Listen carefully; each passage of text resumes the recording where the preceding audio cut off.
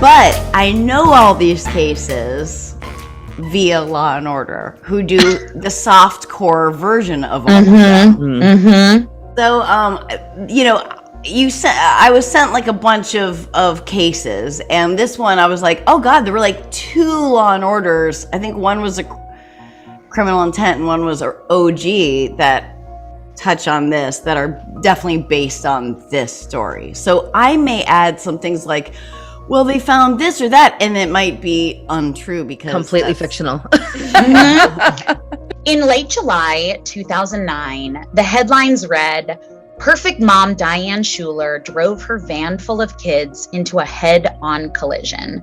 Another one read, "Westchester wrong way wreck driver felt sick." Say that 10 times fast. And what can only be described as like 6,000 point font as the ever so tactful New York Post headline read, "How could she?" You might have read these headlines or one similar. You probably developed really strong feelings and deep judgment of what Diane Schuler did that day. But like any other story, we want to make sure you know all the facts. This is a story that comedian, writer, podcaster, and all-around badass Sarah Silverman is obsessed with.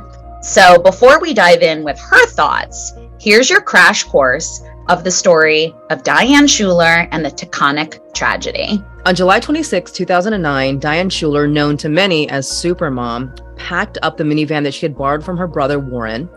And after a weekend of camping in upstate New York, she got her 2 kids and her brother's 3 girls all piled into that minivan for the 140-mile drive home, which should have taken about 2 hours.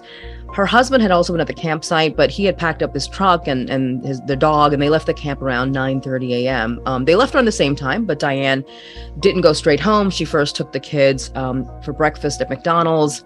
She went to a gas station. She popped in there for a little bit. She was asking for pain medication, and there's like video footage of all this stuff. Diane was then shortly thereafter seen by a witness vomiting on her hands and knees by the side of the road. She talked to her brother and sister-in-law on the phone a couple of times around this time. So we're talking about around noon or so. And they thought, well, there are different reports. At first they said she seemed okay. Later they said she sounded a little weird, but maybe she was tired. And then 3 hours after they had left the campground at 12:30, Diane was again seen vomiting at another rest stop. Right. And then shortly after that sighting, Diane was driving southbound. And this is where people reported that she had been driving erratically. She was tailgating, she was honking her horn, flashing her high beams, straddling lanes. And then came that call that made everyone's heart skip a beat. Her niece, Emma, called her mom, Jackie, crying, saying, "There's something wrong with Aunt Diane." The 9-year-old said she was not speaking clearly and she was having trouble seeing. And then minutes later, Warren, Diane's brother, called back. Diane Warren. Coincidence? I don't think so. Called back and said she was slurring her words and she was disoriented, and he begged her to pull over and wait for him there, which she did.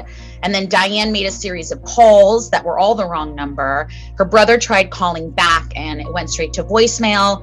Then we later learned that that phone was left on a concrete barrier where they had pulled over. Yeah, now here's where it gets really scary. Right after that, we know that Diane took the minivan and she entered the Taconic State Parkway on an exit ramp, like not the entrance ramp, but an exit ramp going the opposite way to traffic around 1:30 p.m. So she was like very focused, like she stayed in her lane. It wasn't like she was swerving or anything people said who drove past her in the opposite direction, dodging her, but she was driving like 75 to 85 miles an hour. She seemed really like calm and focused. And after about 2 miles of driving and lots of cars, just getting out of her way, she eventually did collide into an SUV and killed all 3 of the passengers that were in that car, as well as her 3 nieces were killed. Her daughter was killed and she herself was killed. The only survivor was her son, Brian, who was 5 at the time. And then the minivan itself, it exploded in flames after rolling down an embankment. I mean, truly horrific circumstances.